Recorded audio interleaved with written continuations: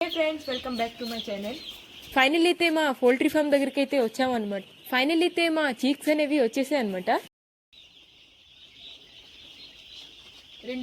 రెండు సర్కల్ అయితే చేసాం గాయస్. దీనిలో అయితే 500 చీక్స్ ఉన్నాయి, దీనిలో అయితే 700 చీక్స్ ఉన్నాయి.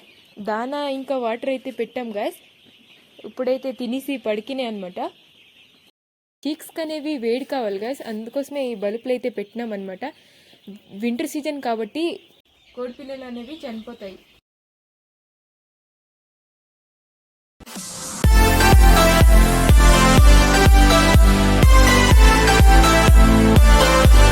ఇంకా పోల్ట్రీ ఫామ్ చేస్తే గాయస్ దానికి వచ్చే లాభాల గురించి అయితే మనం ఇప్పుడు ఫైనల్లీ మాట్లాడుకుంటాం. ఇప్పుడైతే మనం చీక్స్ కోసం మాట్లాడతాం. ఒక్క చీక్ వచ్చేసి 27 రూపీస్ పడుతుంది గాయస్. ఇప్పుడైతే మనం కంపెనీ త్రూ నుంచి చేస్తున్నాం అనమాట. దాని ప్రాసెస్ ఏంటంటే కంపెనీ వారు దాని చీక్స్ ఇంకా దాని ఫుడ్ అయితే మనకి ప్రొవైడ్ చేస్తారనమాట. మనం దాన్ని పెంచి పెద్ద చేయడం 45 డేస్ తర్వాత వాళ్ళే వచ్చి పట్టుకు వెళ్తారు. వాళ్ళు మనకైతే కేజీ హిసాబ్లోనైతే డబ్బులు ఇస్తారనమాట. కేజీ అయితే మనకి 8 రూపీస్లోనే ఇస్తారు. ఈ ప్రాసెస్లో చీక్స్ అనేవి చనిపోతే మనకి లాస్. మనమైతే food and water time to time serve చేయాలి, లేకపోతే చీక్స్ అనేవి చనిపోతాయి. ఇప్పుడైతే వింటర్ సీజన్ నడుస్తుంది, చీక్స్ అనేది వేడి కావాలి. ఇంకా ప్రాఫిట్ గురించి మాట్లాడితే ₹1 కేజీ అయితే 1 చీక్ వచ్చేసి పెరిగాక 3 కేజీస్ అవుతుంది. ఇంక వాళ్ళు 1500 చీక్స్ అనేవి ప్రొవైడ్ చేస్తారు. 24 రూపీస్ ఇంటూ 1500 చీక్స్ చేస్తే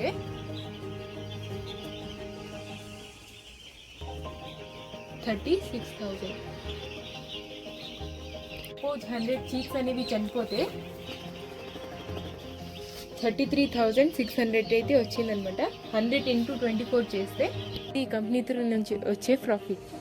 సపోజ్ మనం సొంతగా చేస్తే దానికి ఇన్వెస్ట్మెంట్ అయితే కావాలి. ఇంక ఈ చీక్స్ ఫుడ్ 40 రూపీస్ పడుతుంది. బయట ఒక చీక్ వచ్చేసి 30 రూపీస్. మీది ఎంత ఇన్వెస్ట్మెంట్ ఉందో దాని హిసాబ్లో మీరు చీక్స్ ఇంకా ఫుడ్ అయితే కొనుక్కోవాలి. మీ చీక్స్ అనేవి చనిపోతే చాలా వరకు లాస్ అయితే వస్తుంది. మన హ్యాండ్స్ అనేవి బయట అమ్ముకుంటే 2 to 300 పడుతుంది. సపోజ్ మనము 1500 చీక్స్ వేసుకుంటే 3 lakh అయితే వస్తుంది.